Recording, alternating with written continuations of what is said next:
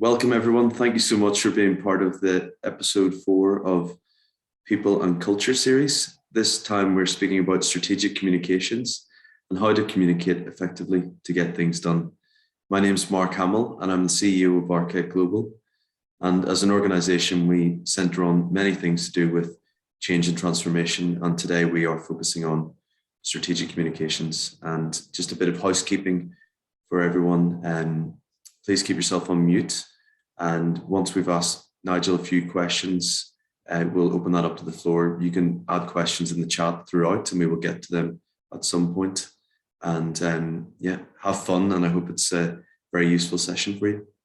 So allow me to introduce you to my good friend and the strategic communications specialist and also Chief Communication Officer of Architect Global, Mr. Nigel Owen. So welcome, Nigel. Thanks for being here today. Thank you, Mark.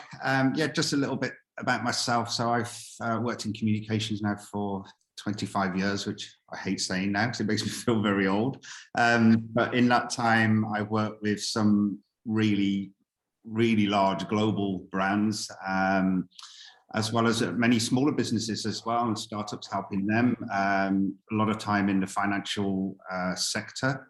But also in technology sector and work with governments as well. So it's been a great experience. I've also worked in the UK and now in the Middle East. Last few years I've been in Dubai, but spent quite a bit of time in Saudi Arabia. I was asked to do the communication strategy for their first ever major merger between two banks there. So that was a real experience and quite a challenging one, but a good one all the same. I've got quite a broad experience and many different sort of sectors I've worked with.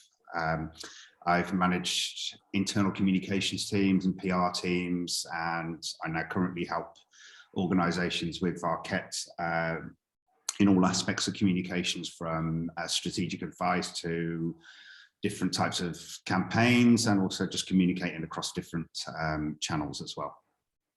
Brilliant. Thank you very much, Nigel. And just for the audience, we're going to get started and run through a few questions. And as I've already said, please feel free to add your questions in the chat and I'll get to them as quickly as I can. So I'm going to kick it off, Nigel, with one of the questions that we put together, which is, are all of the best CEOs great communicators? Not necessarily. I don't think your ability to communicate doesn't impact your ability to run a business or have a great business mind. In my experience, obviously, I've worked a lot with CEOs directly, and they really do tend to fall into two camps. They're either great communicators or really bad. I think and that's because I think some of them just recognize the value in communication, and others just don't. They just are very business minded, and those people tend to be quite sort of cold and not great at sort of interpersonal skills. So they struggle a bit and they're always very uncomfortable in communication. Whereas the other people I think that are good at, and I think it's very, very helpful if you're a leader, especially a CEO, to be a good communicator, because you have to communicate. You have to be the spokesperson internally and externally. So it really helps to be good at that. To lead, you've got to get people to follow. So a great way of making them follow is to be really good at communicating to them.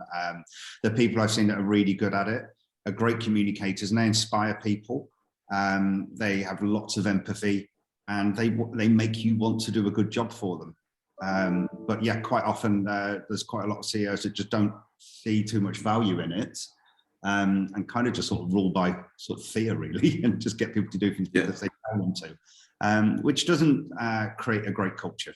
Really, at the end of the day, they can still get things done, but they make it hard for themselves. So it really is, if you're a CEO, you should, just makes good sense to really up your communication skills and invest in that. Brilliant. Yeah, I totally agree. And I suppose that leads on to our next question quite nicely. Is that, so can communications make or break a company that's trying to transform or change? How important is it? Yeah. So I've worked on some really big transformation. I just mentioned there, like the merger of two banks in Saudi Arabia. Again, no one had ever done that before, so that made it even more interesting. and you've got to join two of the most complicated businesses together, their staff and their customers, and try and keep them all happy and try and keep them all there for the first place. Other things like digital transformation, I'm helping a client with this at the moment, a very large organization. I've also done many restructures as well. All of these things, communication is massively important to the success of those. You can tick a box and do your communication, say, okay, we told everyone everything they need to know, but that's just simply not good enough. You're talking about big change here with all of any sort of transformation, and people don't necessarily generally like change, so you need to convince them, and that's why you need really good communications to do that. You need to look at how these changes affect the different groups, or your different sort of stakeholder groups, internally and externally. Even internally, what's important to one team will be very different to what's important to another. You really need to, before you communicate anything, you start understanding, okay, what are they going to be worried about? What's really important to them? How do we sell the benefits of this change to them? What benefits are going to resonate most with them? So your communication is really important. Also with transformation, there's usually a lot of complexity involved. So you really need to make this really, really simple and impactful. People internally, people who've got day jobs, so they're working. You need your communication to be really effective, impactful, and really efficient as well. Make it really easy for them to get the information that they need. Don't make them have to work for it, because otherwise they probably won't find it. So you have to be really sort of efficient on your communication. You have to make it a real priority. You have to do a lot of work to understand what are all the issues at play. Be honest about the issues that are at play as well. Don't ignore the big issues that have got to be in people's minds when you are making that transformation. Yeah, and you have to say, sell the benefits. You have to sound credible as well when you're doing this. You need to make people believe that you're going to get to where you need to get to. And I think it's really important with transformation as well, is to give a voice to as many people as possible in the organization as well when you're doing that. So it's not just the business leader talking about this all the time. Is actually get the viewpoints and get people heard at all different parts of the organization and at different levels as well. I think that's very important. Well, it's not just senior people telling people that everything's going to be great. Yeah, absolutely. And well, what are the challenges and the tips of getting a communication across the organization, across different departments? Because it can be extremely challenging. Yeah, I think a lot of internal communication, it's a lot about sort of getting collaboration and getting people's buy-in to stuff. I think you kind of need to think about how you make your communications entertaining as well. I think that these things here have sort of robbed us of our attention spans. I think we have to really think about, okay, how can we get people's attention in like about 3 or 4 seconds? What's going to make them invest their time in either listening to this communication or reading it as well? We have to be a lot more pictorial in the things that we do. Technology has advanced quite a lot in the last 20 years, and it gives us a lot more engaging ways to communicate as well. Mm-hmm. To make use of those. But with those more engaging communications, they take longer to do. So you have to start your planning a little bit earlier to make sure you can do these things rather than do things sort of last minute. And again, I say, like, getting collaboration is always a sort of challenge. And I think the way you sort of pitch your communications to get collaboration is really important. You need to not just be talking about yourself all the time. You need to be talking about, okay, what's in it for them. When anyone sort of deciding when they're going to make a decision to read your communication or spend time looking at it, is what's in it for me to look at this. So you're looking to get people to collaborate. So look at this team. Okay, how will this help your team do better? That's a very important thing, rather than say, we're doing this, it's going to be fantastic. Where a lot of people just sort of just stay there, and that's all that they do. Is actually how does it help you do your job? How does it make your life easier? It's something you should always be, as a general rule, looking for in your communication.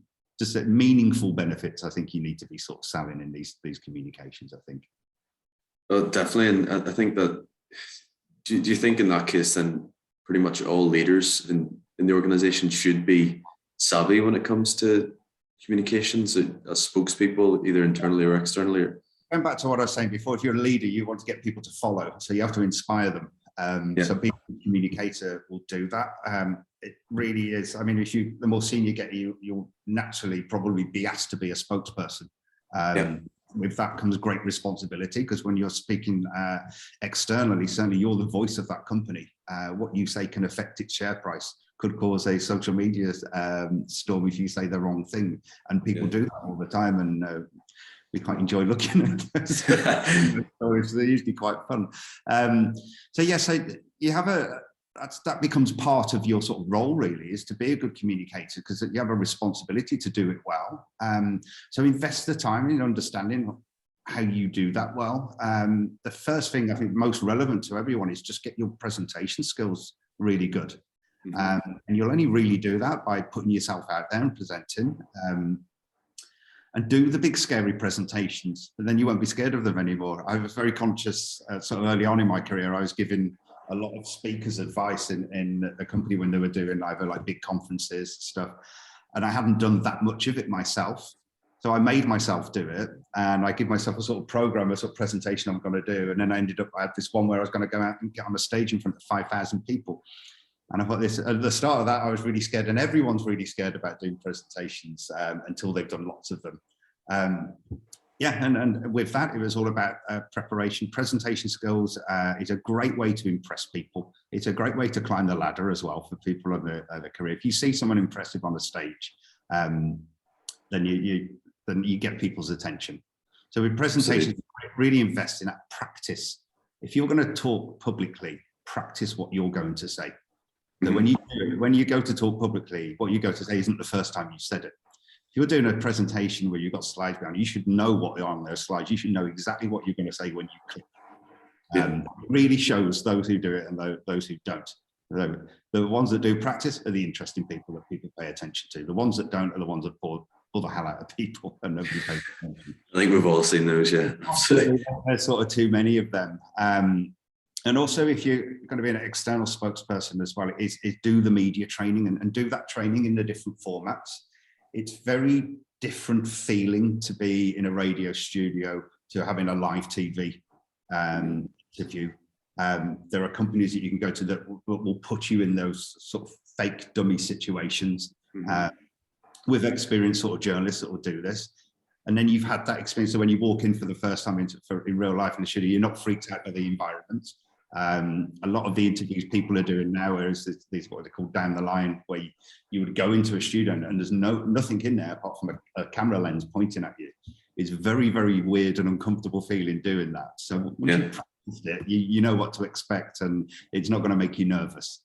So invest in the media training, invest in your presentation skills, and also just your day-to-day communication as well. If you'll inevitably have to do quite a bit of written communications.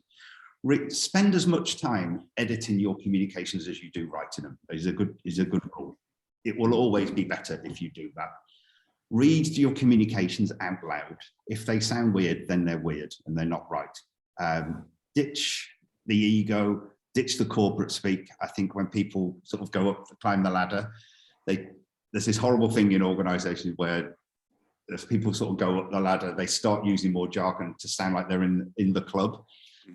Use all this management speak, and nobody speaks like that in the real world. So there's absolutely no reason why you should be doing it internally. It's just unnatural. And you will lose people when you use jargon because not everyone understands it. And people are afraid to ask, actually, what does that mean? Because they might feel like they look stupid because they're expected to know that. So if you use jargon, you're giving people an excuse to not listen to you or to get confused. A good practice where certainly when you do sort of PR communications, that journalists use this as well, is when you're communicating, would a 12-year-old understand this? And one of my family, she actually works for the NHS, the National Health Service in the UK, and they actually bring a 12-year-old girl in to listen to their communications, to say, see if she gets it, and if she gets it, they know it's good. So just be really simple in your communication. Use simple language, use short sentences, and use short communications as well. Remember that all communication is human to human communication. Whatever sort of format you're doing it, you're communicating to another human being. Love a human being that is probably doesn't have an awful lot of time and has a very short attention span, and talk in a human language, not a corporate one that nobody uses in the real world. Yeah, absolutely. But a good, some common mistakes that people make the most. Definitely. Well, are there any ones that you would say that are good examples out there, like companies or spokespeople? Yeah, I mean, when I do like media training, they're always there's always some really horrible examples of people that they're quite sort of cringeworthy. It's the people that can get to that point where they talk in a normal language and don't sound like sort of marketing salespeople. I think they're the good communicators, and they've learned to understand how to communicate about their business in a meaningful way to other people. So they talk about the real life benefits of what they're doing, rather than sort of performance, talking about themselves all the time. So make it more about them than you, I think is a good route. In terms of like who I see doing sort of quite good things, I think certainly interesting, I would say, is like Elon Musk. I think he caught my eye quite early on as you have a CEO that was actually using social media to go and speak to the customers. Customers are raising complaint and he will respond directly. That's a really good thing to do, because it just shows you care. You show that actually this organization cares about its customers and it is not detached from its customers. And I would definitely say to anyone in their organization, keep watching your social media, because you've got all your customers telling you how they feel about you. It's a great listening tool, and that will really help you in terms of how you pitch the things that you talk about. Another nice example I like is that Lego, when somebody joins Lego, part of their induction is they ask them to do a social media post. And again, that connects them to like sort of why they're there. It's you're there for your customers, and people are interested in your organization. They have reactions to what you do.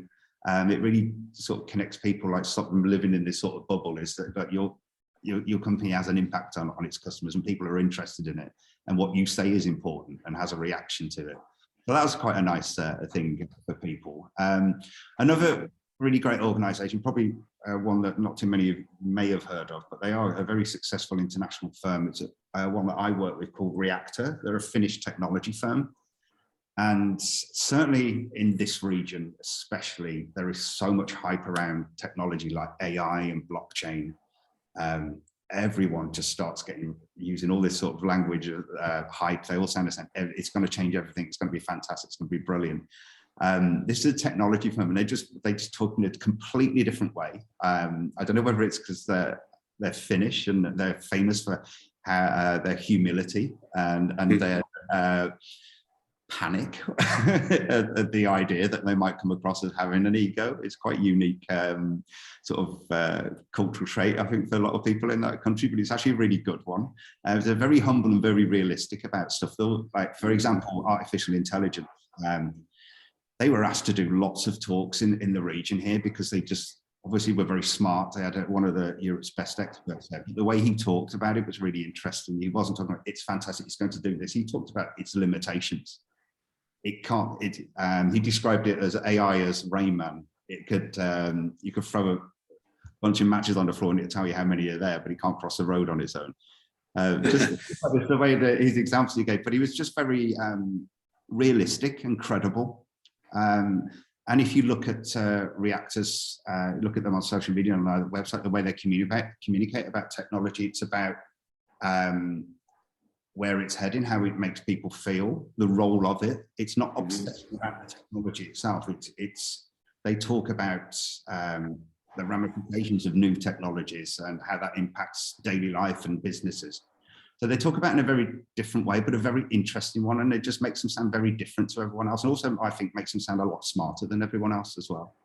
So that's a really good thing to think about, is look at how other people talk about, in your industry, talk about the stuff that you do, and find your own voice, because that's how you'll position yourself as a leader, and people take notice. You're not going to look like a leader if you're saying the same things as everyone else. You're not going to come across as a unique business if you talk in the same language as everybody else. Yeah, absolutely. And just a segue here as well. If there's any questions from the audience, I've mentioned it in the chat, feel free to write them in the chat or turn your camera on, ask questions. It's a good opportunity to ask Nigel some questions as well. So to get some answers that you might be needing. So don't be shy, but we'll continue on. Nigel, just questions. Our point of this is make this as useful to you as possible. If you've got a question, a burning question about communications, please use this opportunity to ask it.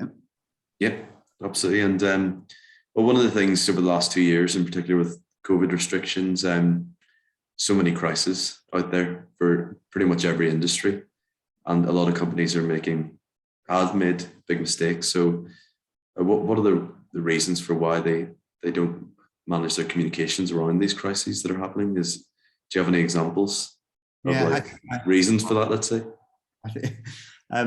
This is probably the one area of content I probably have more experience than probably I should have, because I ended up working for probably one of the most controversial companies in UK history, the Royal Bank of Scotland. When they collapsed, they become a hate figure from the government and the public and the media, and it would just expose crisis after crisis after crisis we had there.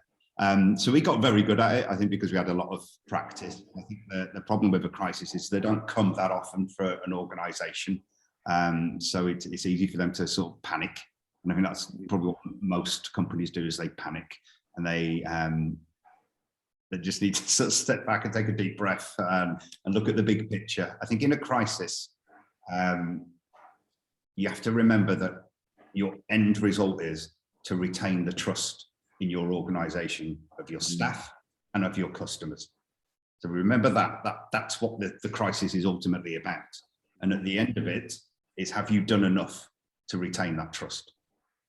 So fixing the problem is usually where people stop in an organisation. When there's an issue arises, they fix it, okay, it's done.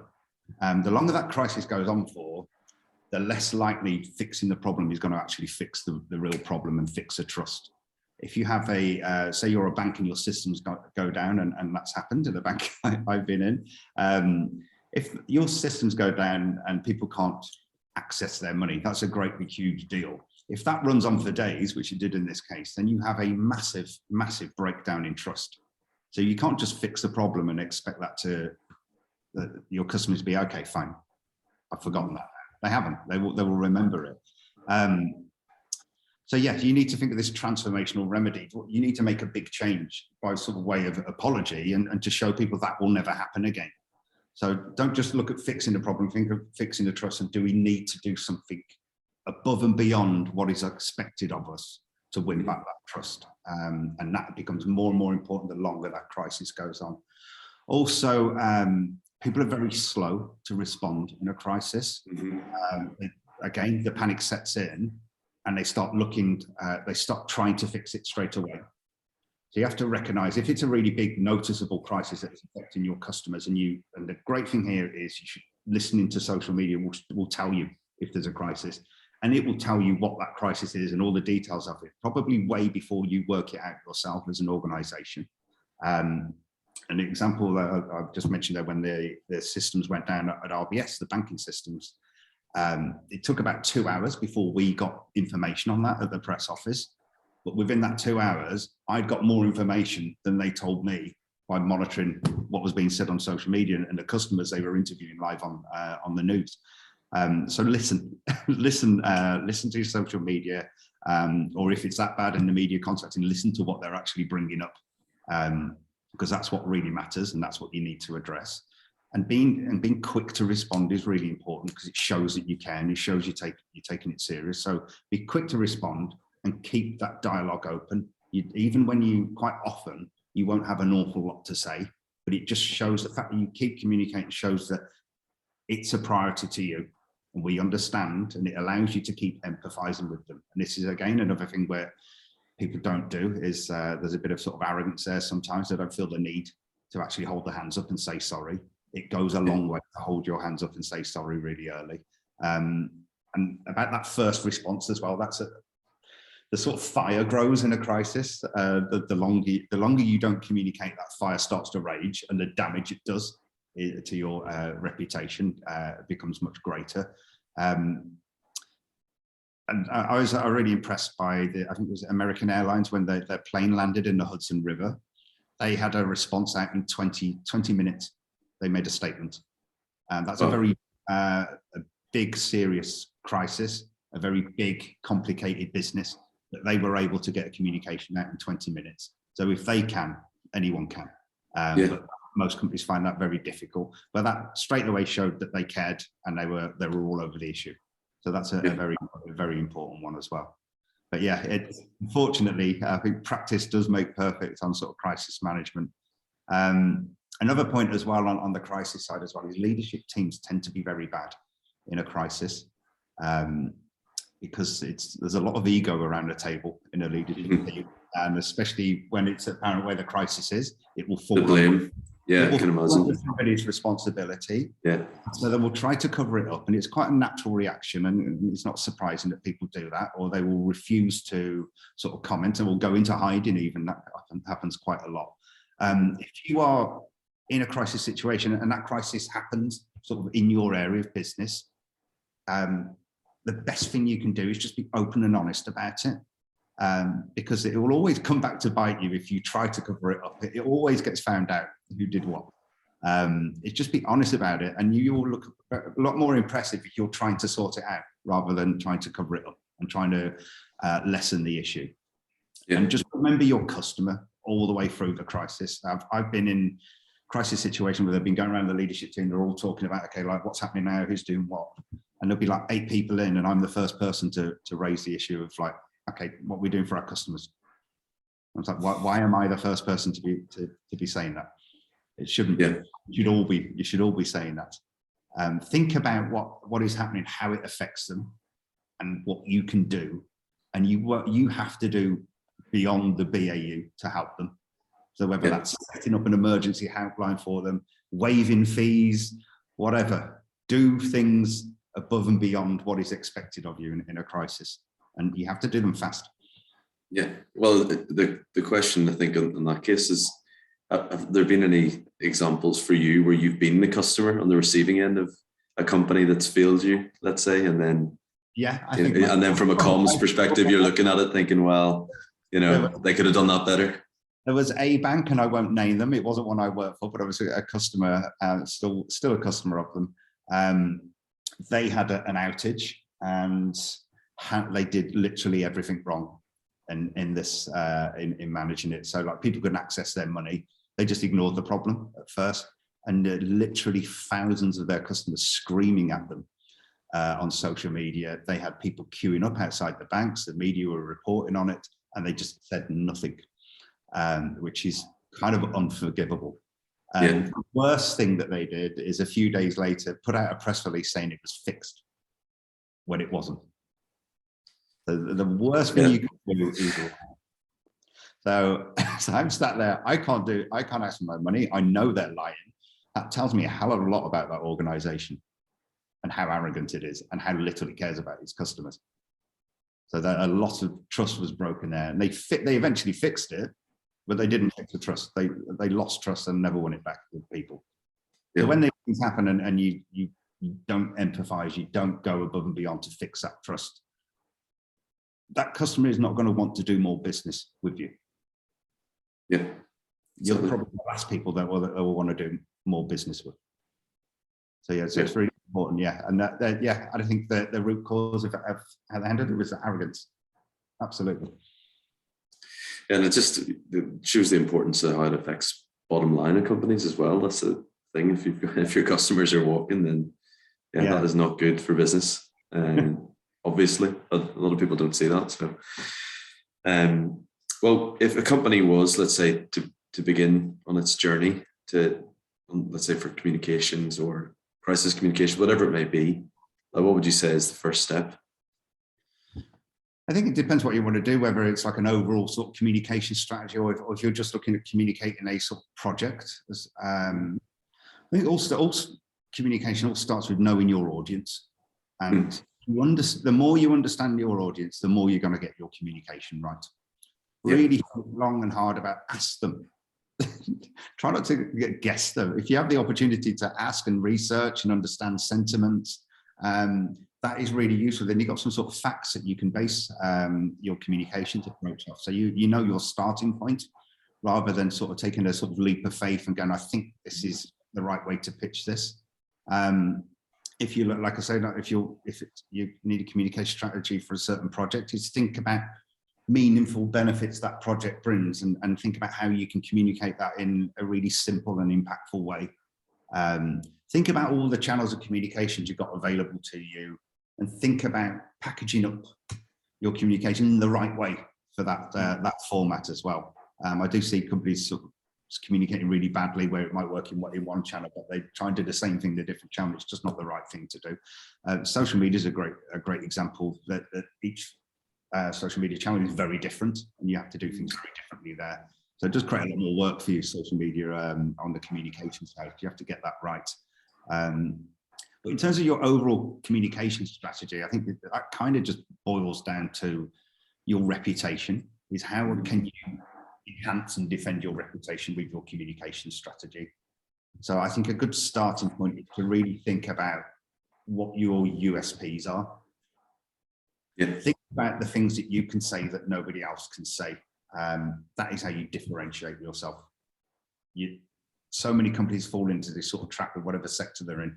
They all kind of say the same thing. So how does your customer make a choice based on that?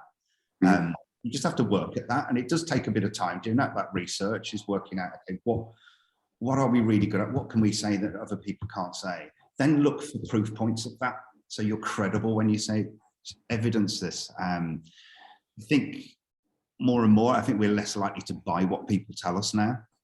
So you need proof points, and again, you should have data in your organization. Some organizations are very good at it. The older companies, more traditional sort of sectors, less so, but it is there.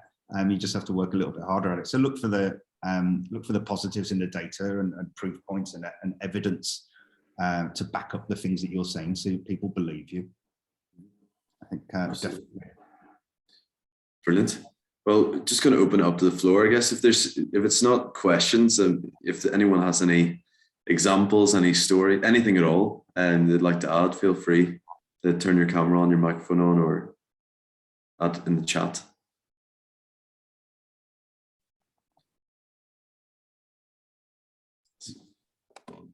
There's Craig. Hi, Craig. Nigel, because we've got you personally for a while, ask the question. It's fascinating. I'm glad you raised the issue around, the different styles that you need on different channels, because there seems to be, and it's not endemic to where we are, but nobody speaks with an accountability in the tone. It's all third party, it's all third person language. So much of the communication we read is not, as the bank, we will do X, Y, Z. It's all spoken in third person. And I'm just wondering what your view is on that. How do we make that communication more credible by really feeling you speaking to it almost on a one-to-one basis? A lot of that comes down to like the use of spokespeople, and having really good spokespeople, and training them so they're comfortable to communicate, not training them so they become these horrible overtrained spokespeople. And you'll see this a lot with politicians. So when I'd always periodically do media training with different people in the organization. 3 times in a row when I went into media training, Boris Johnson came out of another studio in there. So politicians are doing this all the time, and you'll see them talk like this. They do this. It's like, I want you to listen to this point. That's what that means. And you'll see these horrible sort of ways that they've all been sort of taught. And then, like you say, it becomes a very disingenuous, and you know that actually they've been trained to this. When you sort of do it and do media training yourself, you go, oh, it's okay. This is really obvious. Humility is really, really important. And when we're at RBS, when we had to get the public money to bail us out from stopping us from going under, we had to be humble. We had to change completely from what was a very arrogant bank to being a very humble one, and kind of apologetic, but showing this is what we're going to do to put this right. So the CEO, when we had Stephen Hester come in, very famous, big time CEO, had a very different job at RBS. He had to communicate a lot. He had to face up to a very aggressive media on a regular basis. And he was really good because he was actually quite a likable guy. And it comes down to that. And he would be honest rather than talk like I'm the bank. And so for me, it upsets me to see this, like be personal about it. So actually what I really want to do here is, and just be, humanized. Like as I was saying before, it's human to human communication. So don't be afraid to sort of bring a bit of sort of personality, a bit of something a bit personal to you in your communications as well. Actually, when you tell stories about yourself or reveal a bit about yourself is when people listen to you, definitely. But yeah, a really good way to do that is for your spokespeople and get out there rather than sort of written words. You'll see stories that have come from press releases. Usually that's written, 99% of the time that is written by a PR person. And you can kind of see the people who are good and bad at this as well. It's like the quotes from the company. This is where you'll see all the stuff that you've just mentioned there about this very cold, robot-like or corporate voice that you hear from companies. And you look at that and you just have, nobody talks like that. That isn't a genuine communication. So find that human approach is very important if you want people to listen to you and to trust you. If you talk in this very corporate tone of voice, then nobody else talks and that's not very believable. So it is really important to have that human touch. Another thing that works really well actually is not always to use the most senior people. There's some really good research on LinkedIn, and Endelman did this joint piece of research about trust, and they looked at actually different types of spokespeople. So where your CEO would fit in this sort of trust graph is actually kind of in the middle. The people they trust most are people like them. So I use quite often like quite sort of more junior people as spokespeople because people trust them. Certainly internally, they go, okay, that's someone more on my level. Sometimes in organizations, the leadership team can feel quite sort of distant and detached from most people in the organization. So if you give a voice to people sort of lower down the ladder, that can actually be a lot more sort of convincing and believable and authentic. But it's actually nice to do that externally as well. It shows that actually you trust your staff and you have faith in your staff and you've got good people across your organization. I always think it's a great thing to do is to have as many people talk on behalf of your company rather than just your CEO. I think you can win a lot of trust that way, and actually people pay more attention to you because people believe them. Thanks. So, thank you for that, Nigel. Are there any other questions from the audience?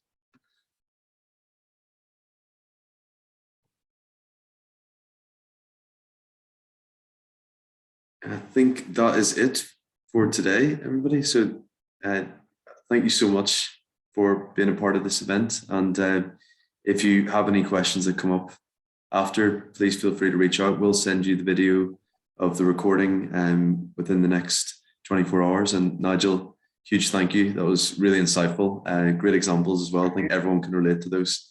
There's challenges. I think we kept everyone in the audience, so hopefully it must have been all be great.